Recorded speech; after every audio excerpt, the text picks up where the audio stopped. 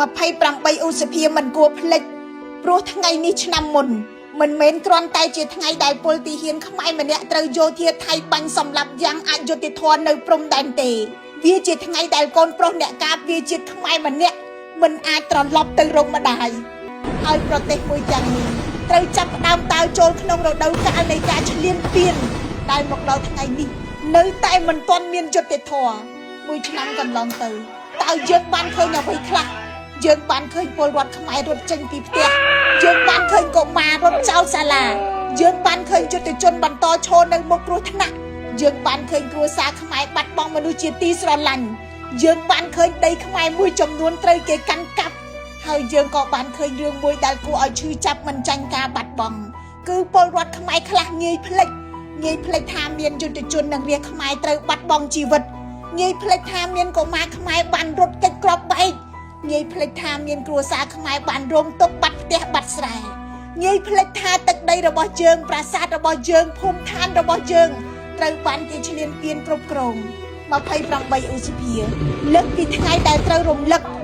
28ឧសភាជាថ្ងៃដែលយើងត្រូវសួរខ្លួនឯងថាតើមួយឆ្នាំមកនេះយើងបានធ្វើអ្វីខ្លះដើម្បីកម្ពុជាតើយើងបានចូលរួមធ្វើឲ្យពលរដ្ឋព្រំដែនមានសុវត្ថិភាពជាងមុនដែរទេតើយើងបានធ្វើឲ្យក្មេងៗអាចទៅសាលាដោយមិនភ័យខ្លាចហើយឬនៅតើយើងបានធ្វើឲ្យទីហ៊ានដែលឈរនៅជួរមុខមានជីវភាពសម្ភារៈនិងការគ្រប់គ្រងសមរម្យហើយឬនៅតើយើងបានជួយកសាងប្រទេសយើងឲ្យរឹងមាំជាងមុន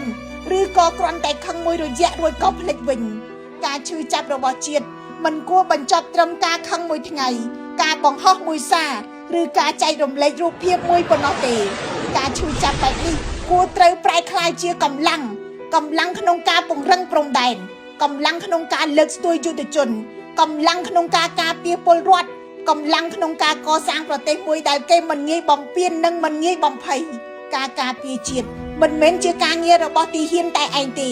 វាជាកាតព្វកិច្ចរបស់ប្រទេសមួយទាំងមូលការស្រឡាញ់ជាតិមិនមែនមានន័យថាត្រូវចាំតែពេលមានគេបាញ់យើងទៅភ្ញាក់ទៅឈឺទេ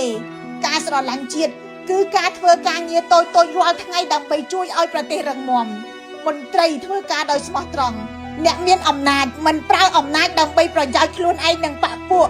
អ្នកមានចំណេះដឹងប្រើចំណេះជួយជាតិអ្នកមានទ្រព្យជាធនធានជួយសង្គមពលរដ្ឋគោរពច្បាប់ហើយបន្តគ្រប់គ្រងផលិតផលក្នុងស្រុកចំណែកអ្នកនយោបាយមិនថាខាងណាពេលនិយាយពីអធិបតេយ្យភាពជាតិយើងមិនគួរបែកគ្នាទេមួយឆ្នាំក្រោយមកប្រហែលយុត្តិធម៌សម្រាប់កម្ពុជាមិនទាន់មានប្រហែលសំណួរជាច្រើននៅមិនទាន់មានចម្លើយ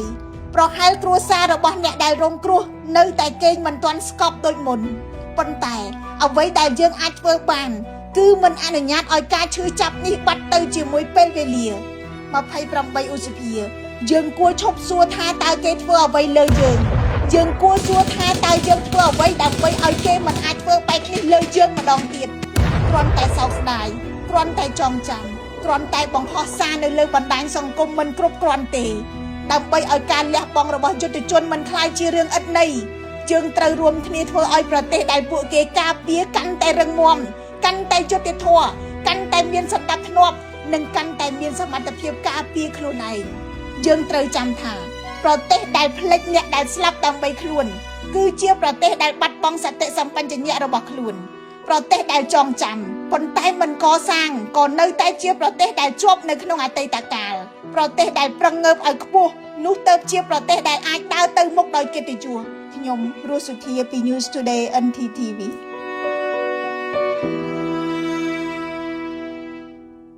One refreshing destination. Gansberg Water.